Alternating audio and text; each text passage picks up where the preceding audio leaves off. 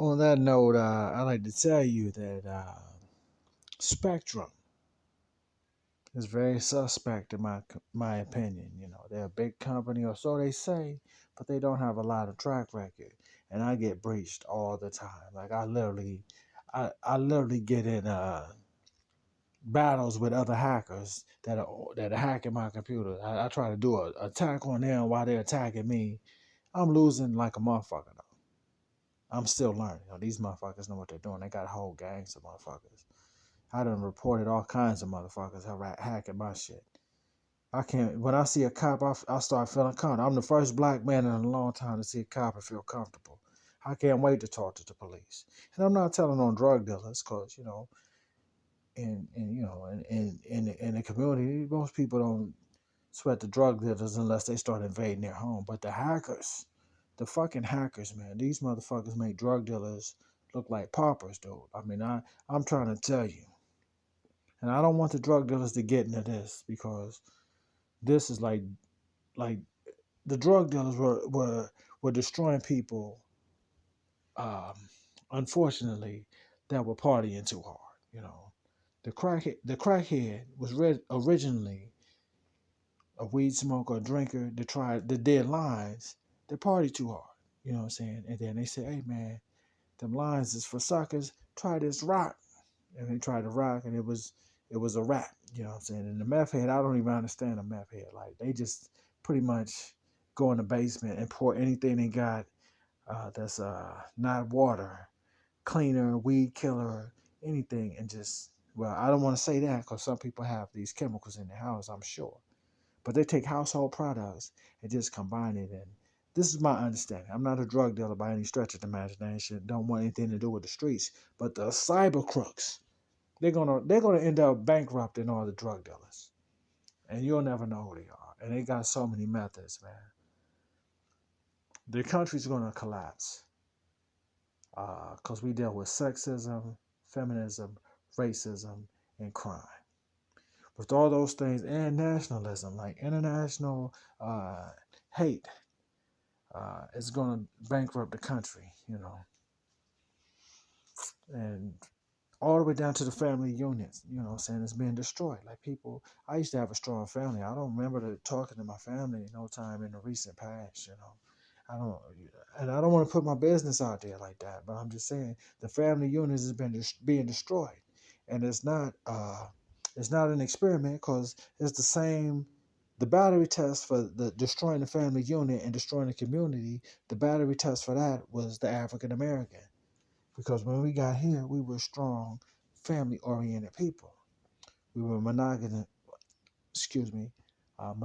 people. I've been drinking a little wine, you know, so I'm getting long with it. But you know, but that's what's going on. You can't explain that to people because uh, they've never talked to people. They've heard rap songs and they've heard advisors and mentors, but they've never had conversations with people. I'm saying never, you know, that's a big word, never, but you never know. There's probably millions of people walking around in America right now that have never had a real conversation, uh, actually exchanging ideas about improvements, you know, um, and that's why the African American community is doing as bad as it's doing because we go after votes and we go after votes so hard and so committedly, so committed that we have blinders on to see all the other things that we're really dealing with. Like we should be able to block the politicians out and govern our own communities, but we're waiting on someone to give us a type of power. But we don't even talk to each other in the black community. And I hate to put it out there like that because there's a lot of haters in the fringes that are waiting for a vulnerability to attack the black community. But there's no other way to talk to the people that could really stand up and make a difference. Unity is it's just it's something that's there, but it's not there. We're united on social media as long as you say the right thing. But we don't even call each other brothers and sisters no more in the black community. and we don't even approach our family members with love. We visit each other out of duty. We don't prefer our relatives. We prefer to be with niggas in the street because they're alive, you know. All the good values we were taught back in the 70s and the 80s before the crack hit is overridden because we want to be around cool people. But really in the 80s and the 70s, all our compliments came from the people that don't think we're cool anymore.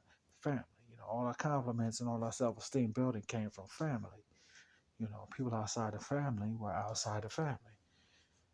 The gangs, before they went completely crazy, coast to coast, they said the gang was their real family because the KKK has a motive to disrupt the black family because the KK's motive is a race war.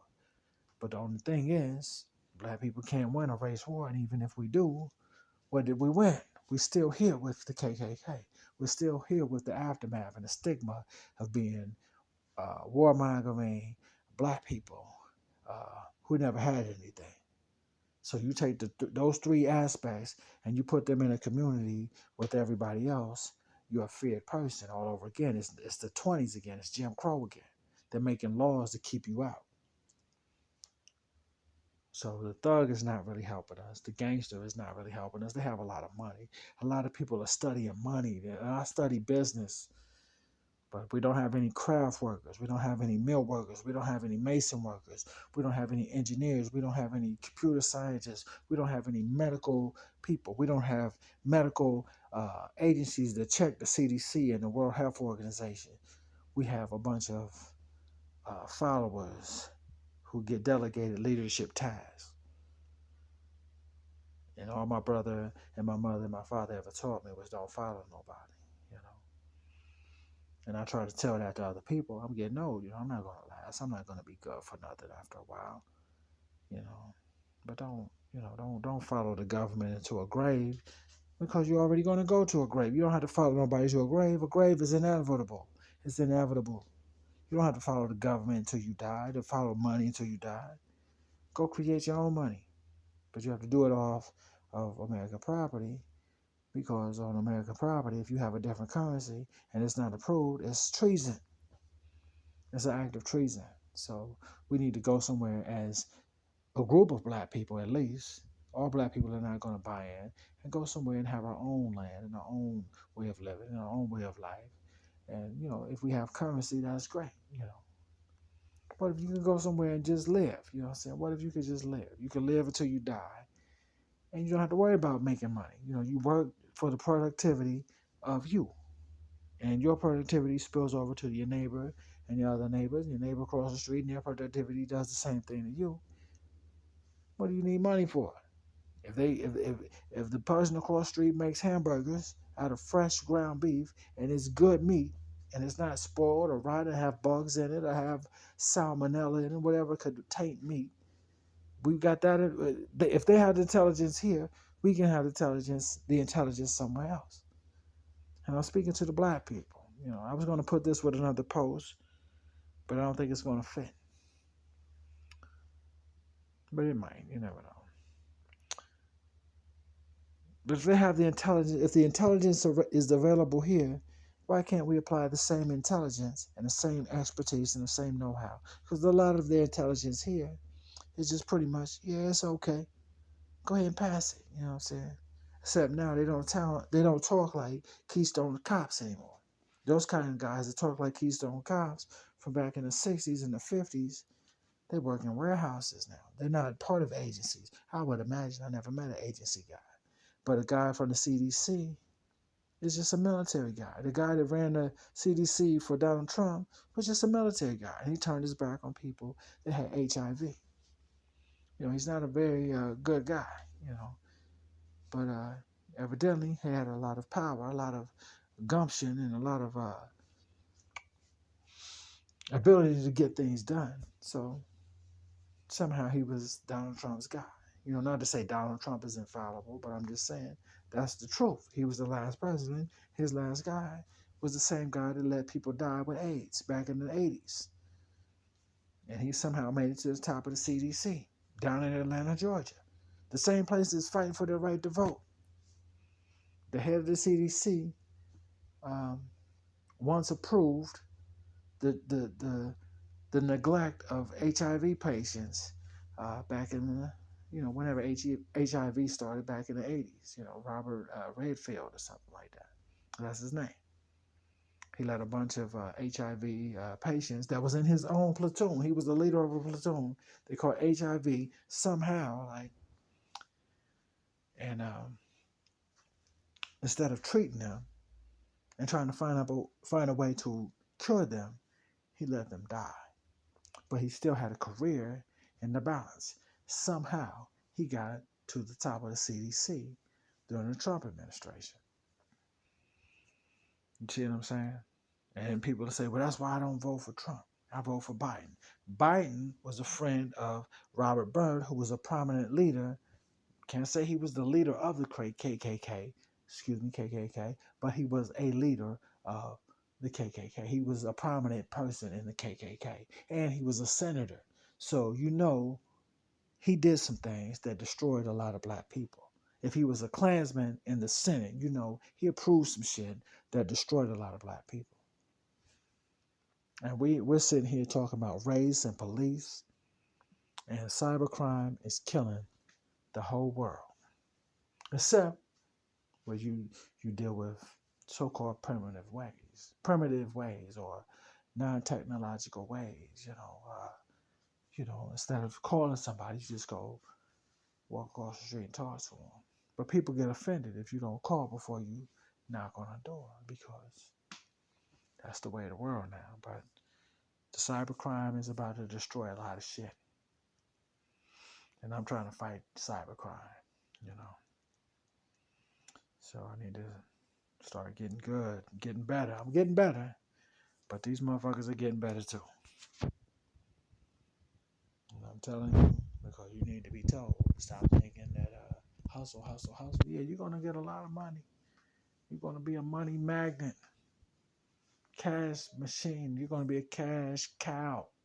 But cash is on the way out. They're putting everything on a card. Bitcoins, whatever the next Bitcoin is that's big, that's going to be the new cash. Or I can't tell you because I don't know, but cash dollars, hardly anybody spends them. When you go to the grocery store, they have 6 lanes of U-scans. And they're assuming you're going to use a card because it's a lot easier than counting bills and putting it in a machine. They might have 20 rows of cash registers, but they can get a machine that can count that cash just like the cashier.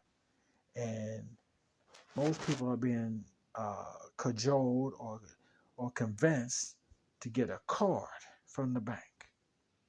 And even if you don't get the card, all the banking and routing numbers, bank account and routing numbers can be accessed electronically. So you can still be robbed. And you still walk out of the bank that day and you drive around and do all the shopping you want to do and visit whoever you want to visit. And then there's a bank that you just left that has all your important information, your address, your name, and your social security number. And that's, oh, wait a minute, hiccup. But anyway, that's what's destroying the country and the world, along with drugs. But nobody wants to listen to that. They probably want to get high.